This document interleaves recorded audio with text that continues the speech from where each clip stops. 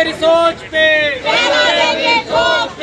हम लोग जुडिशरी से अपील करना चाहते हैं कि जल्द से जल्द इस मामले का संज्ञान में लिया जाए और इसको निर्भया कांड किया था, क्योंकि जब मतलब कि मजबूत लोगों का जब ऐसा प्रकरण होता है तो तत्काल एक्ट बन जाते हैं। जब हमारे समाज की बहन बेटियों के साथ होता है तो जो एक्ट हमारे लोगों के हित में भी होते हैं उन एक्टों में भी संशोधन किया जाता है, तब कोई सांसद नहीं बोलता है, तब कोई विधायक नहीं बोलता है। इसलिए मजबूरन राष्ट्रीय वाल्मीकि धर्म समाज ने इस प्रकरण को देखा, परिवार की स्थितियों को समझा, तब जाके हम लोगों ने यहाँ से एक आंदोलन की चिंगारी जलाई। और ये चिंगारी 16 बनकर जब भड़केगी तो जो सत्ता के घमंड में है, जो सत्ता के घमंड में बैठे हैं, जो सोचते हैं कि हम मशीनों के दम पर सरकार बना लेंगे, तो हम लोग उस समाज के लोग हैं। ये पहले दिन की स्टेटमेंट थी, कब जब यही बात उत्तर प्रदेश में लखनऊ बेंच में जो शुरू में स्टेटमेंट दी गई केंद्र सरकार के जो एडिशनल सॉलिसिटर जनरल साहब थे और थी, यही बात उन्होंने कही कि इसमें कोई, हम तो पूरी तरह से बच्ची के परिवार के साथ हैं और केंद्र सरकार और उत्तर प्रदेश बच्ची के परिवार के साथ। जैसे ही, और ये हमारे सभी संगठनों को सोचने की बात है, सभी अम्बेडकरवादियों को, और अम्बेडकरवादी मैं इसलिए कहता हूँ क्योंकि अम्बेडकरवादियों की जिम्मेदारी है सभी महिलाओं की रक्षा करने की, तो ये सोचने का विषय है। जैसे जैसे मामला ठंडा होता गया वैसे वैसे केंद्र सरकार और उत्तर प्रदेश सरकार का रुख एकदम उल्टा हो गया। वो ऐसे बिहेव करने लगे जैसे ये बच्ची का परिवार उनका कोई जानी दुश्मन है। इस तरीके से बिहेव करना शुरू किया। हद ये हो गई कि 2022-23 में एक आदेश ये हुआ ये लखनऊ बेंच से कि इस बच्ची के परिवार को एक घर और एक नौकरी दे दी जाए 6 महीने के अंदर और 3 महीने के अंदर। आज कितने दिन हो गए उस बात को? ऑलमोस्ट 3-3.5 साल होने को आ गए हैं। नहीं, ये मैं 22-23 की बात कर रहा हूँ, जब आदेश ये हुआ था एक घर और एक नौकरी। हालांकि कानून इसका उल्टा कहता है, परिवार में एक नौकरी नहीं, सभी को नौकरी मिलनी चाहिए थी और सभी को घर भी मिलना चाहिए। तो ये कानून कहता है भारत सरकार का, बाबा साहब अम्बेडकर के संविधान के अंतर्गत जो कानून। लेकिन मैं आपको उसके बाद विषय पे आऊँगा। मैं आपको क्यों ये जो मैंने कहा है केंद्र सरकार और उत्तर प्रदेश सरकार के बारे में इसलिए बता रहा हूँ। तो उन्होंने ये घर और नौकरी कितने में आ जाती? मेरे ख्याल से अगर दिल्ली में भी घर लिया जाता तो 50-60 लाख में 1 करोड़ में घर आ जाता। नौकरी भी कम बेश इसमें ही मिल जाती। तो 1-1.5 करोड़ ना खर्च करने के लिए, इसीलिए मैं कह रहा हूँ कि आप लोग देखो किस तरह की मानसिकता है केंद्र सरकार में और उत्तर प्रदेश सरकार के अंदर बैठे लोगों। ये 1-1.5 करोड़ खर्च नहीं करना पड़े इस बच्ची के परिवार को उस बंदी गृह से निकालने के लिए, जो उनके ऊपर बंदी बना रखा है उन्हें, उससे निकालने के लिए कई करोड़ रुपए खर्च कर दिए होंगे। इस बात के लिए कि ये उनको घर और नौकरी ना दी जाए। बड़े से बड़ा वकील उत्तर प्रदेश में पेश किया, यहाँ से जाते थे दिल्ली से जाके, दिल्ली के बड़े बड़े एडिशनल सॉलिसिटर जनरल पेश होते थे। किस लिए? इस बच्ची के परिवार को घर नहीं देना है, एक नौकरी नहीं देनी है। ये करोड़ों रुपए खर्च किए। फिर जब हम वहां से जीत गए लखनऊ बेंच से, तो सुप्रीम कोर्ट में अपील की। सुप्रीम कोर्ट से हारने के बाद भी कंटेम्प्ट कर रहे हैं उत्तर प्रदेश हाईकोर्ट का। लेकिन दुख की बात यह है कि उत्तर प्रदेश हाईकोर्ट ने हमसे ये कहा है कि हम सारी पिटीशन एक साथ सुनेंगे, बच्ची के परिवारों को घर भी नहीं देंगे और नौकरी भी नहीं देंगे जब तक, हालांकि ये कंटेम्प्ट कर रहे हैं, हम इनके खिलाफ एक्शन जरूर लेंगे, लेकिन तब तक के लिए बच्ची पीड़ित है। अब उससे भी बड़ा मुद्दा जो था, ये सुओ मोटो कॉग्निजेंस चली थी उत्तर प्रदेश में लखनऊ बेंच ने, जो मुद्दा यहाँ भी था सुप्रीम कोर्ट में भी। सुप्रीम कोर्ट ने लखनऊ बेंच के हवाले किया था, माननीय लखनऊ बेंच के। जो मुख्य बिंदु था उस सुओ मोटो का ये था कि जो बच्ची को जला दिया गया था, दहन संस्कार नहीं कहूँगा मैं, वो सबूत मिटाने के लिए जो जला दिया गया था बच्ची को, उसके लिए सुओ मोटो प्रोसीडिंग शुरू हुई थी कि इस बच्ची के साथ जैसा हुआ है उसके दोषियों को सजा मिले और आगे से ऐसा कभी भी ना हो कि परिवारजनों की मर्जी के बगैर किसी भी बच्चे को या बच्ची को जला दिया जाए इस तरीके से जबरदस्ती। डिग्निफाइड जो क्रिमेशन होती है उसको एंश्योर करने के लिए जो सुओ मोटो प्रोसीडिंग शुरू हुई थी, हाथरस के केस में अभी तक FIR भी दर्ज नहीं हुई है, जो कि मुख्य बिंदु था। सारे सबूत मिटाने के लिए ही लाश को उसकी बच्ची की जलाया गया था, क्योंकि उसमें उत्तर प्रदेश सरकार के highest officers chief secretary level के, डीएम लेवल के, होम सेक्रेटरी लेवल के, डीजीपी लेवल के इन्वॉल्व ये है। इसलिए मैं ये स्टेटमेंट उत्तर प्रदेश सरकार के हाईएस्ट लोगों के खिलाफ और केंद्र सरकार के हाईएस्ट लोगों के खिलाफ दे रहा था। अब आप फिर न्याय की बात कर रहे हैं, तो न्याय के लिए मैंने एक ही बात बोली, विक्टिम टूरिज्म बंद होना चाहिए। इसमें एक और महत्वपूर्ण बात है, एक वकील साहिबा भी बहुत नाम निहाद, ये बात भी मैं क्यों कह रहा हूँ, क्योंकि ये अपील का ग्राउंड है। ये परिवार का ये उनके ऊपर आरोप है कि उन्होंने जानबूझ के हमारा केस हरवाया है और हमारा केस ठीक से नहीं लड़ा। प्रथम दृष्टया ये नजर भी आता है, क्योंकि SC/ST एक्ट के जो सेफगार्ड्स थे वीडियोग्राफी कराने के इन्वेस्टिगेशन और ट्रायल के दौरान, वो नहीं हुई है इस केस में। तो क्या हुआ होगा ये तो सब कोई भी अंदाजा लगा सकते हैं, जबकि केंद्र सरकार और उत्तर प्रदेश की सरकार के लोगों का बिहेवियर ऐसा है।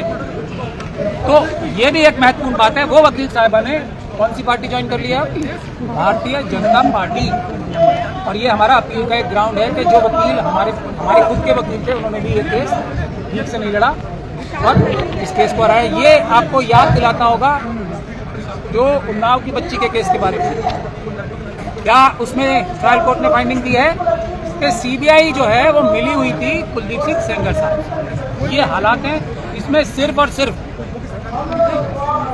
एक कॉमन चीज़ और भी है। अब बहुत इल्ज़ाम ये लग रहे थे ये उन्नाव की बच्ची के ऊपर कि ये प्रेस में चली गई, इसके साथ 4-5 लोग धरने पे बैठ गए, उसमें से 3 तो इसके परिवार वाले थे। बहुत इल्ज़ाम लगे।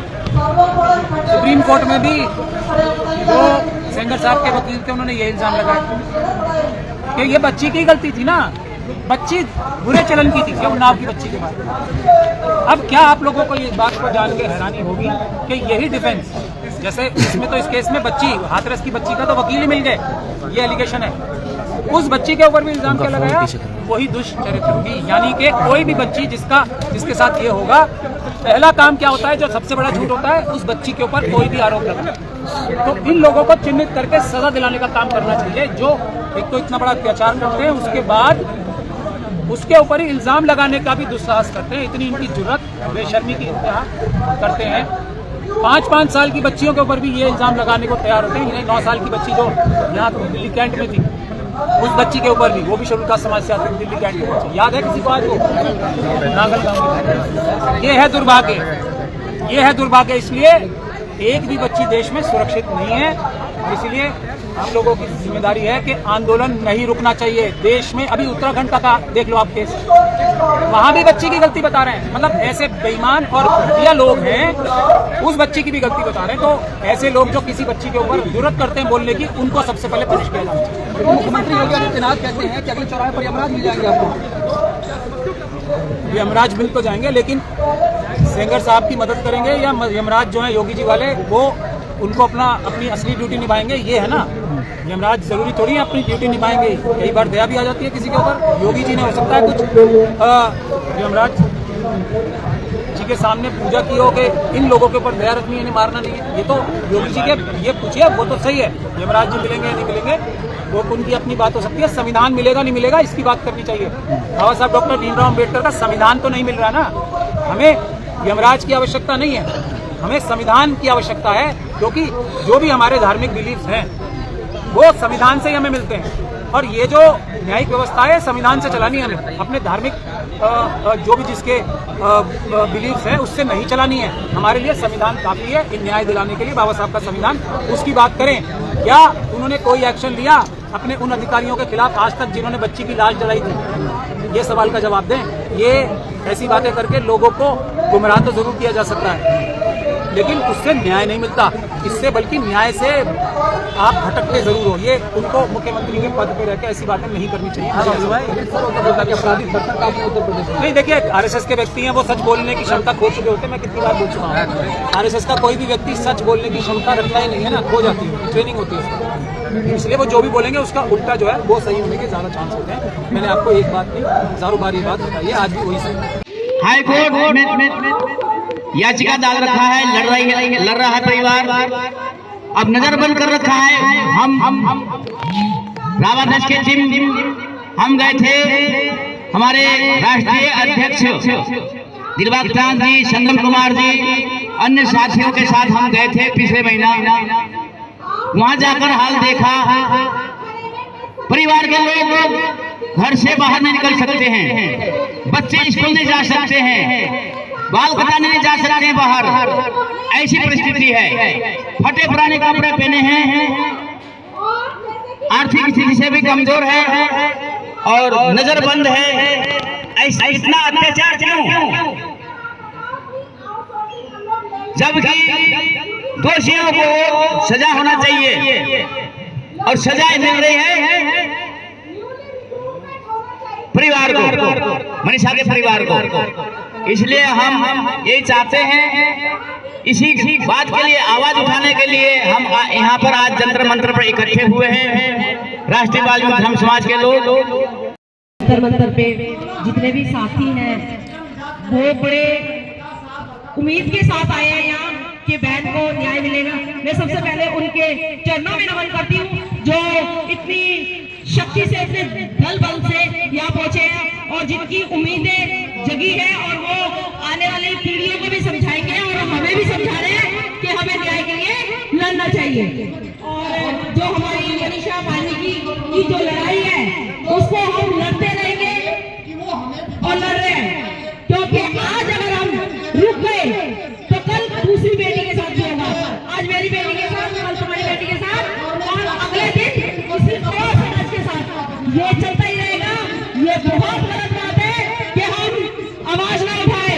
हमें सबको आवाज उठानी चाहिए और ये जो गलत चीजें चल रही है, ये जो हत्या की जा रही है, रेप किया जा रहा है, रात को जलाया जा रहा है, यहाँ भी नागल में यही केस हुआ था कि बेटी को रात को ही जला दिया था। तो इस तरीके की चीजों को रोकना बहुत जरूरी है। आने वाले जो पीढ़ी है वो दब जाएगी, नष्ट हो जाएगी। हमें लड़ना चाहिए और अगर मनीषा वाल्मीकि को न्याय नहीं मिला तो मैं पूजन जयमाल आज ये ऐलान करती हूँ जंतर मंतर पे कि मैं घर घर पूरे देश में ललकारूंगी और सबसे बड़ी त्योहार मांगूंगी, त्योहार करूंगी कि भाई मेरी बेटी को, मेरे समाज की बेटी को, बहन को न्याय दिलाने के लिए सब चलो आवाज दो, शोर मचाएंगे, आवाज दो।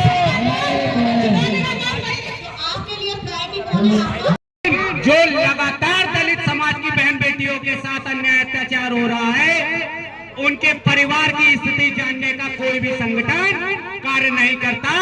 तो राष्ट्रीय वाल्मीकि धर्म समाज ने उस हाथरस के परिवार की पीड़ा को अपनी पीड़ा समझने का काम किया, क्योंकि हम जिस कौम में पैदा हुए हैं उस कौम का इतिहास खून से लिखा गया है। तो हमारे लोग कोई नहीं करता है। उन मनुवादियों का कुत्ता भी शेर बन जाता है और हमारा शेर भी आगे अगर बढ़ता है तो उसको कुत्ता बनाने का काम करते हैं हमारे लोग। तो मेरे भाइयों, 6 साल से किसी संगठन को होश नहीं आया कि परिवार की स्थिति क्या है, कोर्ट का स्टेटस क्या है, कोर्ट में क्या चल रहा है, किसी को कोई पकड़ नहीं। जबकि आज भी हमारे आंदोलन को कमजोर करने के लिए हमारे कार्यकर्ताओं को डिटेन किया गया, हमारे कार्यकर्ताओं को रोका गया और बहन मनीषा वाल्मीकि के भाई संदीप को यहां आने के लिए रोका जा रहा है। और डॉक्टर रितु जी ने भी यहां पर कॉल दिया आने की, तो उनको भी लगातार प्रशासन कह रहा है कि आज का ये कार्यक्रम कैंसिल है। ये प्रशासन का फीडबैक है। तो भाई साहब, इसमें हमारे समाज का कोई कसूर नहीं है, इसमें कसूर उन मनुवादी भ्रष्टाचारों का है जो लगातार हमारे समाज को, हमारे लोगों की आवाज को दबाने का काम करते हैं। और पुलिस प्रशासन ने भी इस आंदोलन को कमजोर करने के लिए हमारे लोगों को गलत गलत जानकारियां देकर हमारे आंदोलन को कमजोर करने का काम किया।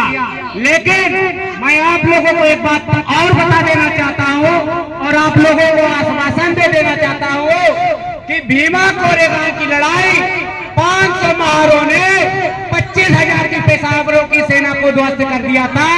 तो ये वाल्मीकि समाज के बच्चे हैं। हरि सिंह नलवा जिसके खौफ से मुगलों ने अपनी जान बचाने के लिए सलवारें पहनना शुरू कर दी थी, तो हम उस कौम के बच्चे हैं। अगर हिटलर तानाशाह सोच रहा होगा कि हमारी बहन बेटियों को रात में जला देंगे, हमारे लोग जागरूक नहीं होंगे, लेकिन अगर एक भी वाल्मीकि समाज का बच्चा जाग गया तो इतिहास हमारा ही लिखने का काम होगा इस दौर में भी। हमारे भाइयों, हमें आज मैं फिर एक बात कहना चाहता हूं आप सभी लोगों से कि भाइयों, वो बलात्कारियों को बचा रहे हैं, वो हत्यारों को बचा रहे हैं। हमारा अगर कोई यहाँ तक पहुंचता है आवाज उठाने के लिए, तो उसकी भी टांग खींचने का काम किया जा रहा है, उसको भी पीछे घसीटने का काम किया जा रहा है। जबकि उस बच्चे की, उस समाज के, उस संगठन की हमें भुजाएं बनने का काम करना चाहिए, जो लोगों की आवाज बनने का काम कर रहा है। आज हमने देखा उन्नाव की बेटी के साथ खुलेआम दिल्ली की हाईकोर्ट ने 15 लाख रुपए की रिश्वत लेकर उस विधायक को छोड़ने का काम किया। तो सोचो उस मनीषा वाल्मीकि के परिवार के साथ क्या होता होगा, जो समाज आज भी नगर पालिका, नगर निगम से आगे की नहीं सोच सकता, तो उसके साथ क्या हो रहा होगा।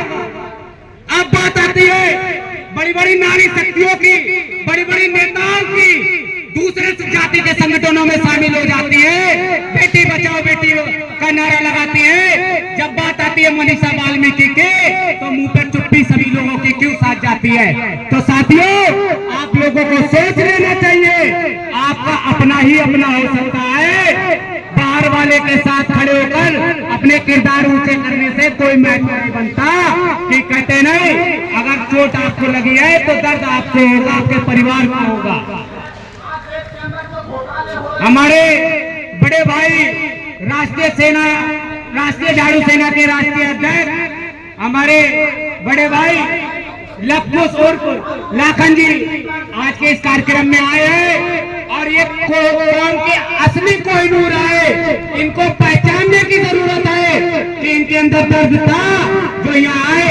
जबकि दिल्ली में मैं 2500 संगठनों से मिला, लेकिन मैं नाम नहीं लेना चाहता जिन को मैंने आमंत्रित किया। भाई साहब, दिल्ली के एक कोने में जाने के लिए कम से कम नहीं 200 से 300 रुपए भाड़ा लगता है, और ये कौन चंदा उन लोगों को देती है जो दलाली करते हैं, जो क्रांतिकारी हो, जो बगावत हो। ये भाई हमारे बीच में है जो हमारी वीडियो शूट कर रहा है, इसके पास इतनी आर्थिक स्थिति से कमजोर है क्योंकि एक ईमानदार यूट्यूबर है, ईमानदार से लोगों की आवाज उठाते हैं। अगर यही चाटुकार होते तो इनको भी इस तरीके की परेशानियों का सामना नहीं करना पड़ता। तो हमारे बीच में हमारे भाई आए लखन जी, मैं उनका अभिनंदन करता हूं और उनसे निवेदन करता हूं कि वो अपनी बात रखे, समाज को संदेश दे। क्योंकि देखिए, समाज में लोगों को बुलाने का काम किया जाता है, लोग आज भी संगठन देखकर, मुंह देखकर आने का काम करते हैं। अगर यहाँ पर कोई बड़ा नेता आता तो हमारे लोग छुट्टियों पे लगा दिए जाते, जबरदस्ती हमारे लोगों को, सफाई कर्मचारियों को बसों में भर भर के ले जाया जाता है, तो भीड़ उनके पास भी नहीं है जो भीड़ दिखाने का काम करते हैं। क्रांतिकारी साथियों को मेरा क्रांतिकारी जय भीम। साथियों, आज राष्ट्रीय वाल्मीकि धर्म समाज रावत के राष्ट्रीय अध्यक्ष माननीय दिलबाग तार जी और साथ में राष्ट्रीय संयोजक भाई संगम कुमार वाल्मीकि जी ये कार्यालय पहुंचे थे, उन्होंने बताया कि क्या समस्या चल रही है। मेरा नाम लाखन सिंह है, मैं राष्ट्रीय झाड़ू मंच का राष्ट्रीय अध्यक्ष हूँ और इंडियन दलित फोरम का राष्ट्रीय महासचिव हूँ। साथियों, सवाल इस बात का नहीं है कि हम लोग जंतर मंतर बस ठंड में है, सवाल इस बात का है कि दलितों पर अत्याचार इस तानाशाही सरकार जो लगातार खासतौर पर भाजपा संघ जब से इस देश के अंदर स्थापित हुई है, तब से दलित पर अत्याचार मैं समझता हूं कि सुनामी आ चुकी है, एक बाढ़ आ चुकी है, जो लगातार दलितों पर प्रहार किए जा रहे हैं। चाहे हाथरस की बहन मनीषा हो, उसके परिवार की स्थिति क्या है दलित आदमी जानते हैं। लेकिन जब जब जो दलित है, दलित इस भारत की राजनीति के अंदर मैं समझता हूं कि तेज पत्ते काम करता है। जो सब्जी का बनाने के लिए तेज पत्ता होता है, ऐसा ही राजनीति के अंदर है। जब राजनीति करनी होती है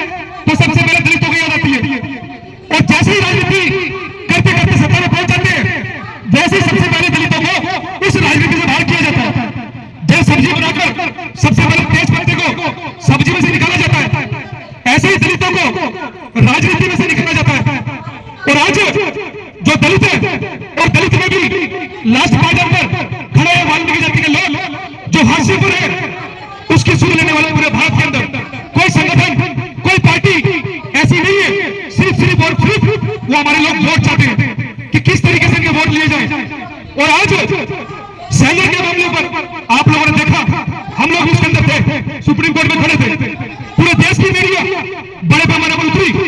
लेकिन मैं समझता हूं कि दलितों को कवर करने के लिए भी सिर्फ जो दलित आइडियोलॉजी से जुड़े हुए लोग हैं वो ऐसे बच्चों पर बोलते हैं और कवर करते हैं। साथ ही आप समझ सकते हैं कि दलितों की स्थिति किस तरीके से जंतर मंतर पे आने के लिए भी हम कोई मंच, कोई भव्य बड़े मंच नहीं लगा सकते। क्यों? क्योंकि वहां पर एक तरफ हम देख सकते हैं कि बहन मनीषा जिसके लिए हम लोग लड़ाई लड़ रहे हैं, कि जो उसकी बात को उठा रहे थे वो पार्लियामेंट में पहुंच चुके हैं। साथियों, दलितों की बात करते करते चंद्रशेखर जी पार्लियामेंट में पहुंच चुके हैं। और साथ में जो दलितों को केस लड़ रही थी सीमा कुशवाहा जी, वो सीमा कुशवाहा पहले बसपा से एमपी का चुनाव लड़ती है और उसके बाद भाजपा में शामिल हो जाती है। यह सिर्फ और सिर्फ दलितों को गुमराह करने के लिए, और खासतौर पर ये लास्ट पार्टी के लोग जो गरीब तबके पर हैं, इनका वोट लेने के लिए ये काम किया जाता है। साथियों, मैं ऐसा मानता हूं कि पूरे भारत के अंदर चाहे बहन मनीषा हो, चाहे वो हिसार का गणेश वाल्मीकि हो, चाहे अभी आपने देखा होगा उत्तर प्रदेश जहां पर बोलते हैं बाबा का प्रदेश है भाई, वहां पर बुलडोजर बड़ी जल्दी निकल जाता है। लेकिन अब जब दलित अत्याचार होते हैं तो एक भी बुलडोजर तुम्हें दिखाई नहीं देगा। बुलडोजर भी इस देश के अंदर जाति लेकर काम करते हैं। जाति अगर मैं समझता हूं कि बहन मनीषा की जाति अगर अपर कास्ट होती तो पूरे देश के बच्चों आ चुका होता। आप लोगों ने देखा होगा साथियों, 2012 के अंदर दिल्ली के अंदर एक बलात्कार हुआ चलती कार के अंदर, और जैसे उस कार के अंदर बलात्कार हुआ तो उस कार को, उस बस को और बस के तमाम लोगों को पकड़ लिया गया। और पूरे देश के अंदर कैंडल मार्च और पूरे देश की मीडिया जंतर मंतर पर से लेकर इंडिया के प्रोटेस्ट स्टार्ट हो चुके थे। क्यों भाई? क्योंकि वो लड़की अपर कास्ट की थी और ये दलित कम्युनिटी के लोग हैं। इसलिए पूरे देश की मीडिया भी, पूरे देश के अखबार भी तमाम तरीके से खामोश हो जाते हैं। और जो इनकी आवाज उठाने वाले लोग होते हैं, चाहे वो कांग्रेस के लोग हो, चाहे वो बीजेपी के लोग हो, चाहे किसी भी पार्टी के लोग हो, वो सिर्फ और सिर्फ अपनी राजनीति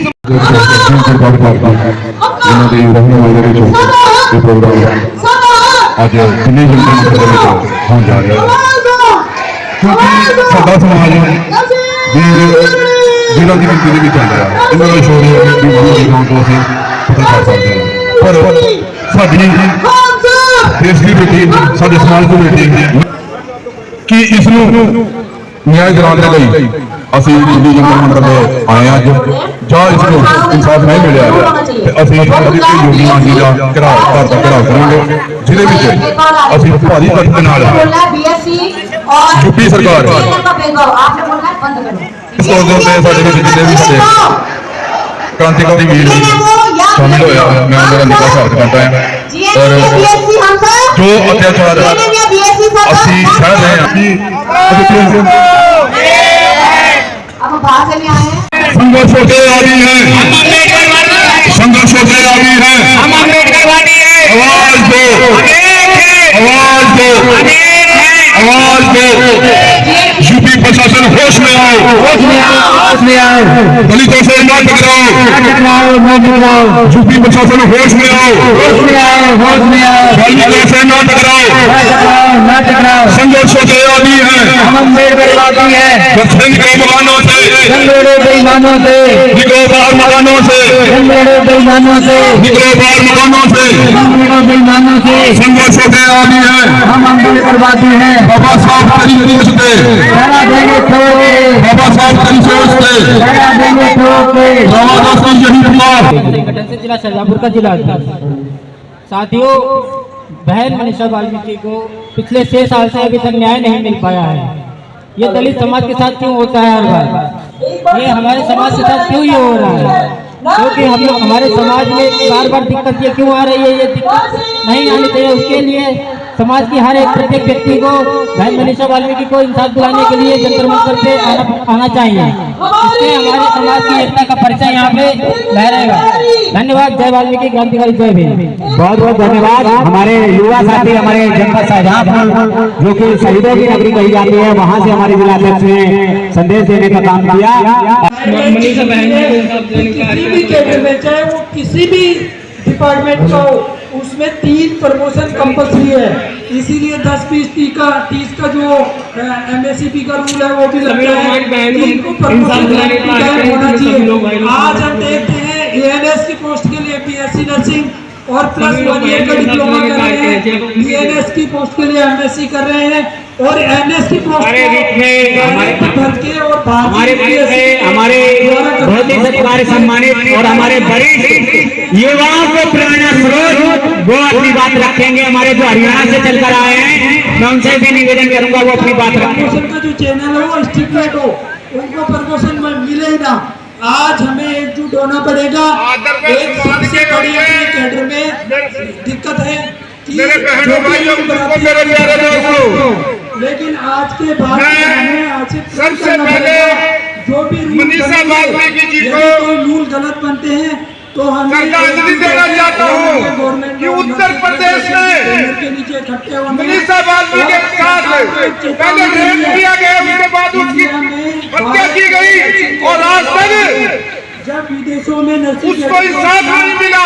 आगे रखा हुआ है और साथियों, इंडिया में इतना पीछे क्यों धकेल रहे हैं? यूपी सरकार ने आप संघर्ष का रास्ता अपनाया जाएगा, उसकी जिम्मेदार सरकार होगी। और साथियों, जो हमारे MLA MP का असली तो अत्याचार दलित समाज के BR गोई के ऊपर कितना भगवाया गया, आज तक कोई कार्रवाई नहीं की गई। और साथियों, ज्यादा कुछ न बोलते हुए एक बात कहता हूँ कि या तो इन केसों के ना कार्रवाई की जाए, नहीं तो संघर्ष का रास्ता अपनाया जाएगा। और साथियों, एक बात कहने के बाद मैं अपनी बड़ी प्रोग्राम नहीं करूँगी। तो साथियों, हरियाणा का मुख्यमंत्री कहता है मैं मौजूद था कि मैं पीएम की बदली नहीं कर सकता। तो साथियों, अगर CM पीएम की बदली नहीं कर सकता, घास का CM है, कहता मैं बिहारी हूँ। बिहारी तो मजदूरी और गिरी लगाने के लिए आते हैं, ऐसे मुख्यमंत्री को गिरी और के वंशीज भगवान वाल्मीकि के वंशीज है, जिसने माता सीता को आश्रय दिया, नबे तक उसका सर पैदा किया। और साथियों, जब राम ने कहा, और साथ ही मैं कहना चाहूंगा कि असम में कायम करके घोड़ा छोड़ूंगा, जो इस घोड़े को पकड़ेगा उसे यूं स्वीकार करना पड़ेगा। तो साथियों, माता सीता का जब एक पैदा हुआ तब उसका आश्रय पैदा किया था और उसी लफ्ज़ उसने राम की चुनौती को स्वीकार करके युद्ध स्वीकार किया था और राम की पूरी सेना को। सभी भाइयों बहनों को जय वाल्मीकि जय भीम। मैं कमल सिंह वाल्मीकि जिला कार्यवाही। तेज आवाज में बोलो।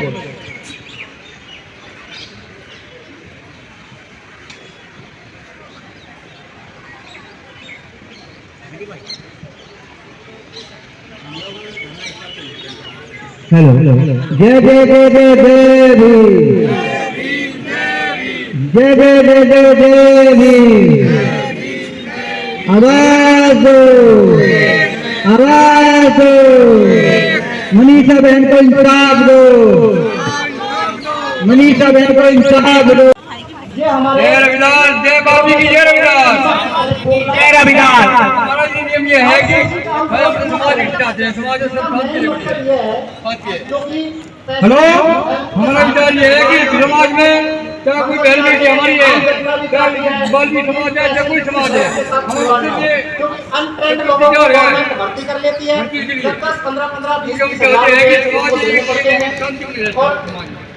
अनट्रेंड लोगों से जब काम कराएंगे तो आवाज दो, आवाज दो, इनकलाब, इनकलाब जिंदाबाद। संघर्षों के आदि है, संघर्षों के आदि है। आवाज दो, आवाज दो।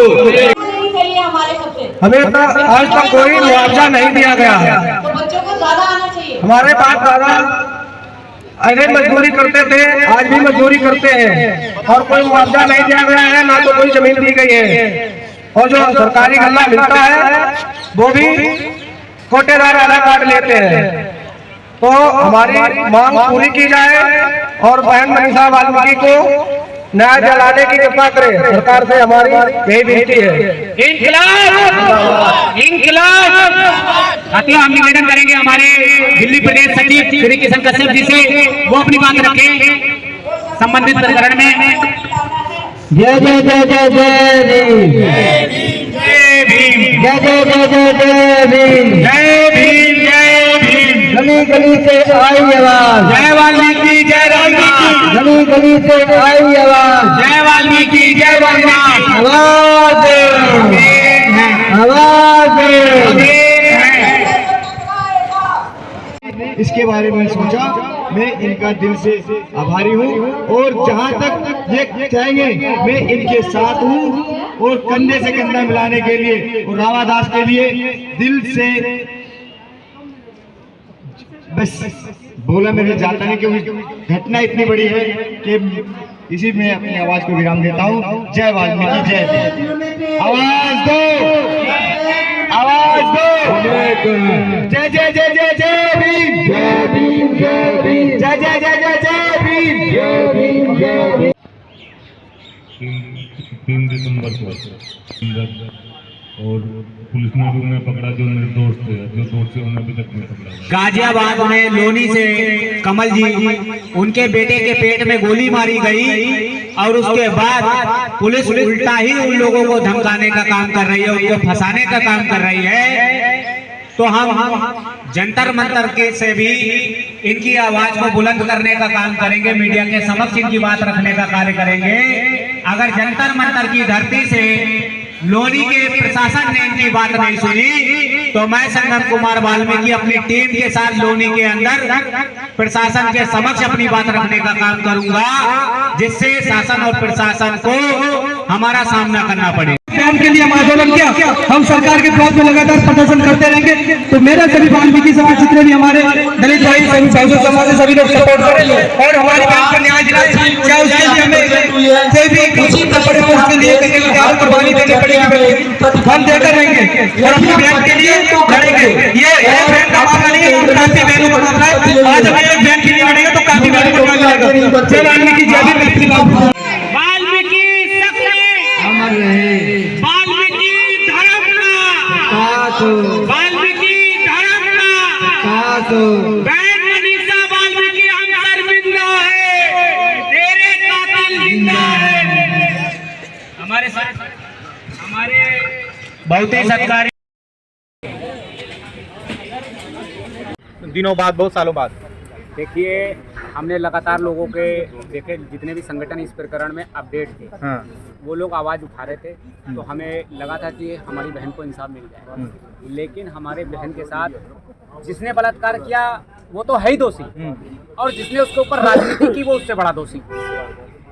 सब लोग राजनीति करते हैं, अपने फेम चमका लेते हैं, सांसद विधायक बन जाते हैं, मंत्री बन जाते हैं, सरकार से डीलिंग कर लेते हैं, पार्टियों में चले जाते हैं, लेकिन परिवार की वास्तविक हकीकत को कोई नहीं जानता। तो आप थे कहाँ इतने दिनों से? देखिए, इस प्रकरण से पहले मैं समाज के प्रति एक्टिव नहीं था, मैं स्टडी कर रहा था। उसके 6 साल में आपने अध्ययन करा इसको? हाँ, फिर मैं नहीं, इससे पहले मैं इस लाइन में नहीं था, यहाँ तक मैं जागरूक नहीं था, मैं पढ़ाई कर रहा था। मैं 2021 में जागरूक हुआ। 21 के बाद जब मैंने इस केस को देखा, मैं बारीकी से इस केस को देख रहा था कि कौन कौन इस मूवमेंट को उठा रहा है, कौन कौन इसमें एक्टिविटीज़ कर रहा है, कौन कौन इसमें लीगल जो फाइट कर रहा है, ये सारी चीज़ें मैं अपडेट ले रहा था। किस किस के पास फाइल गई, ये सारी चीज़ें मैंने की। मैं अब आप लोग क्या करेंगे, बस सीधा बताइए। देखिए, मैं अब आगे इससे बड़ा आंदोलन करूँगा, और आंदोलन ऐसा होगा कि वाल्मीकि समाज जब भी अपने होश और आवाज़ में आता है तो इतिहास दोहराता है। तो ये इतिहास इनकी सरकार बदल कर दोहराया जाएगा। जो सरकार को घमंड है कि हम ईवीएम के दम पर सरकार बना लेंगे, उसी सरकार को हम लोग किस तरीके से गिराते हैं वो सरकार को जल्द ही पता चलेगा। कब आप बड़ा आंदोलन करेंगे, क्या है? देखिए, ये डिमांड क्या, पहले बताइए। डिमांड हमारी सिर्फ 3 है। पहली डिमांड हमारी ये है कि जो चारों आरोपी हैं उनको निर्भया कांड के आधार पर प्रकरण मानते हुए चारों को फांसी दी जाए, क्योंकि दलितों के आर्टिकल चेंज हो जाते हैं और अमीरों के जब मामले आते हैं तो उसमें नए आर्टिकल बन जाते हैं। दूसरी हमारी मांग ये है कि जो हाई कोर्ट ने और उत्तर प्रदेश सरकार ने आदेश दिया है कि परिवार को सुरक्षित स्थान पर स्थानांतरित किया जाए, उनको आवास दिया जाएगा और उनको जीवन जीने के लिए रोजगार दिया जाएगा, एक सरकारी पक्की नौकरी दी जाएगी। ये हमारी 3 मांगे हैं। अगर 3 मांगे नहीं पूरी करती तो हम वाल्मीकि जागो अभियान के तहत वाल्मीकि समाज के अंतिम व्यक्ति तक पहुंचकर इस आंदोलन को तेज करेंगे और सरकार का उन्नाव केस के दौरान जो है संसद का घेराव किया था, क्या आप लोग ऐसा कुछ सोच रहे हैं? देखिए, उन्नाव संसद, सुनिए, हम इस केस को देख रहे हैं और बारीकी से आपको भी दिखा रहे हैं। उन्नाव केस के प्रकरण में जो हमने संसद का घेराव किया, आज वो बहन हमारी यहाँ पे घूम रही थी उन्नाव केस की, जिन्हें चेहरे चमकाने थे। मैं फिर वही बता रहा हूँ कि नेता बन जाते हैं, विधायक बन जाते हैं, सरकार से डीलिंग हो जाती है, उसके बाद परिवार और पीड़ित के से कोई लेना देना नहीं होता। जिसका जीता जागता उदाहरण है उन्नाव की बहन हमारी अभी भी भटक रही है, उसको कोई भी मीडिया कवरेज नहीं कर रही, और जो फेम वाले हैं सिर्फ डायलॉगबाजी करके चले जा रहे हैं, उसको इंसाफ दिलाने के लिए किसी का ध्यान तो आप डायलॉगबाजी नहीं करेंगे? हम डायलॉगबाजी सीधी सी बात है, हमारे बस की नहीं है। जो आगे आता है वो लड़े दमदारी से, और मैं लड़ूंगा और आपको दिखाऊंगा कि मैं कैसे जीतता हूं। कैसे लड़ेंगे आप? हमने बताया नहीं, वाल्मीकि जागो अभियान के तहत वाल्मीकि समाज के प्रत्येक व्यक्ति तक जाकर उनको जागरूक करके उसके बाद हर क्षेत्र से सरकार का बहिष्कार करूंगा। सरकार ओपी राजभर तो मजा ले रहे हैं, कह रहे हैं दिल्ली में आप लोग कहाँ हैं, जाइए उन्नाव हाथरस जाइए। सुने थे कि नहीं? सुनिए, देखिए, अभी किसी मर्द से पाला नहीं पड़ा किसी का, ओपी राजभर का अभी किसी मर्द से पाला नहीं पड़ा। मैं बता तो रहा, जिनसे पड़ा चिल्लरों से पड़ा हो, वाल्मीकि समाज के व्यक्ति से, अभी दमदार व्यक्ति से नहीं पड़ा, क्योंकि चापलूस लोग तो बहुत मिलेंगे। और जो बात करते हैं हम ये कर देंगे, ईंट से ईंट बचा देंगे, संविधान भी तो बदल गया।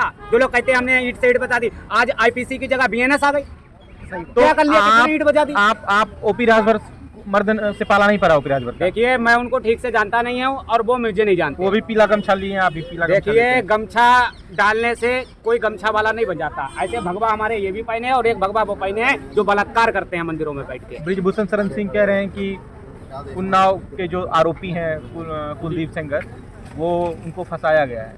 देखिए, अब हम बात बताते हैं कि उनको फंसाया गया, ऐसी उनकी विवेकता है, लेकिन जो वास्तविकता जनता का समर्थन है वो पीड़िता के पक्ष में है, जितना उनके समर्थन में नहीं है। और वो समय बता रहा है, इसीलिए आवाज बुलंद हो रही दिन प्रतिदिन। और डींगे हाँकने को हम कहते हैं कि हम ताजमहल खरीद लेंगे, तो ताजमहल तो उनके बाप भी नहीं खरीद पाए, तो वो क्या करेंगे? तो लड़ेंगे आप? हम बिल्कुल लड़ेंगे, ताकत से लड़ेंगे। ताकत से लड़ेंगे। किससे लड़ेंगे? जवाब देंगे, सरकार से लड़ेंगे। सरकार तो आप उठा फेंक देगी। अरे सरकार बनाने वाले भी हम ही लोग हैं, सरकार को गिराने वाले भी हम ही लोग हैं, तो सरकार बहम में ना रहे। और जो लोग ये कहते हैं सरकार उठा के फेंक देगी, सरकार को उठा के ना हम उस पाला फेंक देंगे मोदी बिल्कुल फेंक। मोदी जी को मैं क्यों फेंकूंगा? मोदी जी से मेरे किसी से व्यक्ति विशेष विरुद्ध तो है नहीं। अगर वो मुझे फेंकने की बात करेंगे तो बेशक रिप्लाई वही होगा जो वो हमारे साथ करेंगे। एक और मामला आया एक्चुअली क्या है, मैं काफ़ी मेरी हेल्थ खराब चल रही थी और मैं कल शाम को हॉस्पिटल से पहुंची हूँ। तो आज मेरा प्रोटेस्ट का मैंने समय लिया था, जो कि कुछ दिन पहले मिलता। तो मैं रेखा ठाकुर हूँ, हिमाचल की बेटी हूँ। मेरे साथ में जो क्राइम किया गया वो एक दरिंदे जो महरौली विधानसभा से MLA हैं 2 बार का, नरेश यादव, उसने किया है। और 6 साल से मैं उससे लड़ रही हूँ। पूरा परिवार, पूरी ज़िंदगी, सब कुछ तबाह कर दिया उस व्यक्ति ने। और मेरी कंप्लेंट को दबाई गई। जब मैंने हेडक्वार्टर से लेकर के ना जाने हर उसमें दी तो सत्ता, क्योंकि वो पहले आम आदमी में था, अब BJP में चला गया है, उसका भाई कांग्रेस में था, हर जगह इस तरीके से करके दबाया गया। एक पावर और सत्ता का मिसयूज़ किया गया और मैं हर जगह मैंने अपनी आवाज़ रेज़ की। आज एक बेटी को देश हिमाचल की मैंने पवित्र भूमि में जन्म लिया है। आज देखिए, ऐसे रोड में हम लोग खड़े हैं इंसाफ मांगने के लिए। जब एक महिला एक कॉल भी करती है कि मेरा किसी ने रेप किया है या मेरा बलात्कार हुआ या मेरे साथ किसी ने कुछ गलत किया है, 0 टॉलरेंस पर उस पर FIR लॉन्च होनी चाहिए। मुझे वसंत कुंज के पुलिस स्टेशन से उठा लिया जाता था। मुझे जो मेरे साथ में दरिंदगी की गई, जो मुझे यातनाएं दी गई, उसी के लिए आज मेरा प्रोटेस्ट है। और नहीं हो, मोदी जी तो कहते हैं बेटी बचाइए, बेटी पढ़ाइए। मोदी जी को तो मैं यही कहूँगी, देखिए हमारे प्राइम मिनिस्टर हैं, बेटी को तो देखो माँ बाप बहुत से प्यार से पाल पोस कर मुझे बड़ा किया। हर माँ बाप हर बेटी को पढ़ाते भी हैं, लिखाते भी हैं, मजबूत बनाते भी हैं, उसे कलम भी देते हैं। और जो ये दरिंदे राक्षस लोग हैं वो इन बेटियों के कलम को रोकने का काम करते हैं। जब कोई मैंने अपनी कलम को रुकने नहीं दिया है। मैं शिमला की बेटी हूँ, हिमाचल की बेटी हूँ। मैंने ना जाने कितनी कंप्लेंट्स मैंने लिखी। मैं हेडक्वार्टर आती हूँ, यहाँ पर क्या बर्ताव किया गया या किस तरीके की बीजेपी हेडक्वार्टर में गई हूँ। मैंने वहाँ से लाइव किया है। मैंने बस इतना ही था कि आप ऐसे दरिंदे को, जो महिला, जो पूरा देश देख रहा है, मैं सड़कों में, वसंत कुंज की सड़कों में, जो एक पॉश एरिया है, वहाँ पे कमिश्नर है, जज है, मेरे सामने से जा रहे हैं, मेरा रेप करके, मुझे मार के, पीट के मुझे रोड पर फेंका जाता था। तो मैंने वो लड़ाई अकेले लड़ी है। और मुझे बंधक बना के रखना, जो मैंने दर्द सहा है, वो एक लॉन्ग दर्द है। 10-10, 12-12 मर्दों को लाया जाता था। मैं भी उनका बहुत स्वागत करती हूँ, बट ऐसे लोगों को लाता था वो जो मेरे ऊपर ST/SC एक्ट लगाने की बात करते, मेरे घर के अंदर आकर के। हालांकि ये आप बताइए, कोई ऐसे इस तरीके से जो लगा सकता है? एक महिला जिसके साथ रेप हुआ है, बलात्कार हुआ है, वो नेता इस तरीके से, मतलब ST/SC समाज, जो हमारे भीम समाज के लोग हैं, उनको ला करके डराने के लिए, ताकि मैं 3 महीने के लिए तुरंत मेरा गिरफ्तारी हो, इतना उनसे मारना पिटवाना। मैंने जो दर्द सहा है ना, वो दर्द मैं ना आज शब्दों में तुम्हें बयां कर ही नहीं सकती। ये जो इतना सारा क्राइम हुआ, पुलिस जो आपको उठा लेती थी, उसमें पुलिस आपको अरेस्ट करती थी, हिरासत में देती थी, पुलिस क्या काम करती थी? मेरा अभी क्या है कि मैंने लगातार कंप्लेंट की है। वो SHO से, ACP से, हर जगह वो ये बात करता था कि नहीं सब कुछ ठीक है, क्योंकि मेरी कोई सुनता, मेरे लिए ही लोग थाने में बुला दिए जाते थे और मुझे वहाँ से उठा करके ले जाया जाता था। और पुलिस एक बार मेहरौली जो SHO है, अभी मेरी कंप्लेंट जो है FIR लॉन्च कर रही थी, वो DCP के पास भी गई, मैं भी थी उनके पास में, बहुत अपर प्रेशर बिल्ड करके उनके हाथों से मेरी कंप्लेंट ले ली गई। मैंने पार्लियामेंट थक हार करके मैंने Parliament Street police station Yogita ji से मिले कि नहीं आप? मेरी उनसे बातचीत चल रही है अभी, और अभी थोड़ा सा वो भी अंकिता भंडारी जो हमारी बेटी है, बहन है, जिसने जो उसके साथ बर्बरता हुआ, क्राइम हुई, जी बताएं। पुलिस ने आपको अरेस्ट किया है क्या कभी? मेरी कंप्लेंट दबा दी गई जी, वही मैं बताना। कोई डॉक्यूमेंट वगैरह कुछ बने हुए हैं उस मामले में जो पुलिस ने आपके खिलाफ किए हैं? हाँ बिल्कुल, मेरे पास डॉक्यूमेंट मेरे पास तो नहीं है, बट मुझे तो कुछ दिखाया नहीं गया। मैं बता रही हूँ मेरे साथ में भी क्या हुआ। मेरी कंप्लेंट को लगातार दबाया जा रहा था। मेरी जब एक SHO कंप्लेंट करने लगे मेहरौली के, तो उनसे कंप्लेंट बड़ी स्मार्टली ट्रांसफ़र किया गया, और 3 DCP ACP SHO, उसके बाद में उस दरिंदे को भरपूर समय दिया गया कि रेप की कंप्लेंट जो उसने किया है, जघन्य अपराध 2020 से जो चल रही है मेरी कंप्लेंट, उसको दबाने के लिए अभी 2025 में वो दरिंदा एक एक्सटॉर्शन का डालता है, और उस पर पुलिस आती है ये कह करके कि मैम हम आपके आईओ हैं, आपसे आपकी कंप्लेंट जो है उसके रिगार्डिंग बात करनी चाहिए। जेंट्स आईओ आता है? जेंट्स आईओ आता है, मेरा आईओ बन करके घुसता है। वो आपका आईओ बन के बनता है। एक लड़की को या एक लेडी आईओ मिलना चाहिए, वो कानून का पालन हुआ या नहीं हुआ? बिल्कुल कोई पालन नहीं हुआ। मुझे अगर मान लो वो दरिंदे 1000 कंप्लेंट करे रूल के अकॉर्डिंग, मैं तैयार हूँ, खड़ी हूँ आज भी मैं। बड़ी झूठ बोल करके एक कॉन्स्पिरेसी के तहत आते हैं कि मेरा आईओ जो कंप्लेंट मेरी ऑलरेडी 2024 की चल रही है, 23 की चल रही है, 20 से चल रही है, मेरा आईओ बन करके आते हैं, ऐसे करके 1-2 पहले दिखते हैं, उसके बाद 10-12 पुलिस वाले आते हैं, 2 पुलिस स्टेशन से, मेहरौली पुलिस स्टेशन और वसंतपुर, क्योंकि मेरी कंप्लेंट उस दरिंदे के खिलाफ ऑलरेडी लगे, लोगों ने मेरे लिए प्रोटेस्ट किया, मुझे इंजेक्ट करके रिसीविंग मिली जो शिकायतें आपने दी उसको लेकर के? रिसीविंग मेरी पहले भी मिली है, जब मैं उस जोन मैंने सुसाइड चुन लिया था, उस दौरान जब मेरा रेप किया गया, मुझे बंधक बना करके हरियाणा स्टेट में ले जाया गया। आप मेरी कंप्लेंट में आप लोगों को दूंगी, वही कंप्लेंट है, क्योंकि इसमें हॉस्पिटल, बड़े हॉस्पिटल शामिल है, बड़े मेडिकल, पुलिस कंप्लेंट सब कुछ है, MLC भी है मेरे पास, सब कुछ है ना? और अभी तक कोई लीगल कार्रवाई नहीं हुई आपके फेवर में? हालांकि मेरी कंप्लेंट को दबा दिया गया, जितनी भी कंप्लेंट है, और वो अपने बचाव में रिसेंटली एक एक्सटॉर्शन का लगाता है, मेरे आईओ बनकर के वो आते हैं, और मैम आपने कंप्लेंट की उसके रिगार्डिंग हम आए हैं, 2 पुलिस स्टेशन से लोग आते हैं, और मेरे साथ जितना उन्होंने हैरेसमेंट, मेंटल इवन अटैक किया गया, बंद कमरे में मेरा सामान छीना गया। मैंने कहा मैं अपना सामान किसी साइन ब्लैंक की पेपर में करने के लिए जो वो लिखवाना चाहते थे, मैंने कहा कि मैं तो 10 साल की सजा है भाई आपकी, मैंने कहा 50 साल की दो, मैं जाने को तैयार हूँ, पर मैं साइन नहीं करूँगी, ना कोई नोटिस ना कोई वारंट। लास्ट तक भी मैंने बोला कि दिखाओ नोटिस मुझे, दिखाओ मुझे वारंट, मुझे फ़ोन करने दो किसी को। बंद कमरे में जहाँ कैमरा नहीं था, वहाँ छीना चलता, आज भी निशान है मेरी, ये उन पूरी फोर्स ताकत लगा करके मुझे मारा पीटा गया। जेंट्स पुलिस ने आपको मारा पीटा एक बंद कमरे में? बहुत सारे पुलिस वाले थे वसंत कुंज पुलिस स्टेशन में, और लगभग सभी जेंट्स थे? Ladies gents. और इंस्ट्रक्शन जो दे रहा था वो मेरा ही आयु जो राजू है, और हालांकि मैंने उसके बारे में पता कि उससे पहले भी मैंने बात की, रीडर सर से मैंने पता किया कि मेरा आयु कौन है मेरे केस में जो मैंने कंप्लेंट कर रखी है, तो उन्होंने कहा राजू है, उसका नंबर मुझे दिया गया, जो पहले मेरी आयु थी नेहा मैम ने, मैंने उसको फ़ोन किया कि भाई मेरी कंप्लेंट आपके पास आई है नहीं मैम, अभी मैं बताता हूँ आपको ऐसे करके, और वही मेरा आयु बन करके आ जाता है। मैं SHO से बात करती हूँ, मेरी कंप्लेंट में FIR कब लॉन्च करोगे, तो मेरी कंप्लेंट को दबाने के लिए सडनली जल्दीबाजी में रेप की कंप्लेंट जो दोबारा से 2020 से दबाते रहे, मैंने उसको फिर से पार्लियामेंट स्ट्रीट से लगाया, तो उन्होंने जल्दीबाजी उस दरिंदे नरेश यादव ने एक फर्जी कंप्लेंट करता है मेरे लिए, ताकि इस रेप की कंप्लेंट को दबाया जा सके, और मेरे को MM जज के सामने पेश नहीं किया गया, कुछ नहीं किया गया। जुडिशरी में आज तक नहीं गए यहाँ पे एक बार भी? आपकी शिकायत जो थी अपराधियों के खिलाफ, चाहे पुलिस के खिलाफ या किसी के भी खिलाफ, तो उसको लेकर के कोई जुडिशरी में आपकी सुनवाई नहीं हुई आज तक? कोई नहीं, मुझे DLS से अभी तक मेरी एडवोकेट की 56(3) में लगाई आपने एप्लीकेशन? मैं देखिए मेरे लिए 9 जून में मेरे घर पे चोरी करवाई गई, लगातार नरेश यादव मेरे को कंप्लेंट अपनी वापस लेने की धमकियाँ दे रहा था कि कंप्लेंट वापस दूँ, मैं कंप्लेंट, जब मैंने कंप्लेंट वापस नहीं ली, उसने किसी को भेजा, दिन रात मुझे धमकाते थे, वो बिहार से किसी क्रिमिनल पर्सन को बुलाता था, किसी को, मैंने कंप्लेंट वापस नहीं की, खुद धमकाता था, मैंने कंप्लेंट वापस नहीं करी। तो पहले तो मेरे घर में जो डॉग है उसको बड़ी स्मार्टनेस से 1-2 दिन पहले बाहर ले जाया गया, उसके बाद में वो आदमी जो उसका ड्राइवर है, जो उसके साथ में धमकाने के लिए उस दिन भी आया, जब मैंने 9 जून को भी वो घर में मौजूद था, तो मैं अपना किसी काम से बाहर जाती हूँ, तो मेरे को, मैंने यही उसको बताया कि मैं थोड़ी देर में आने वाली हूँ। 9 जून साल कौन सा है? 2025 की बात कर रही हूँ। उसमें क्या हुआ कि जैसे ही मेरे लिए लोग भेजे गए, इतनी हबड़ा दबड़ी में कि अभी ये घर पे है, डॉग नहीं था क्योंकि डॉग के रहते कोई अंदर एंटर नहीं कर सकता था, और उसके बाद में एक मेरे लिए मर्डर प्लान किया गया ताकि एक चोरी का बहाना दिया जाए और एक पंथ लोग आ जाए, जो रेप की कंप्लेंट भी दब जाएगी, और पुलिस थाने में ही तो है, अभी आगे कहीं तो गई नहीं है, और मेरे मर्डर प्लान के लिए लोग भेजे गए, और ज्वेलरी तो चोरी की गई। अगर उस दिन मैं मौजूद मिलती वहाँ पर तो मेरा मर्डर होता। सर, उन्होंने क्राइम इतना किया, उनके पास 50-50 केसेस है उनके नाम पे।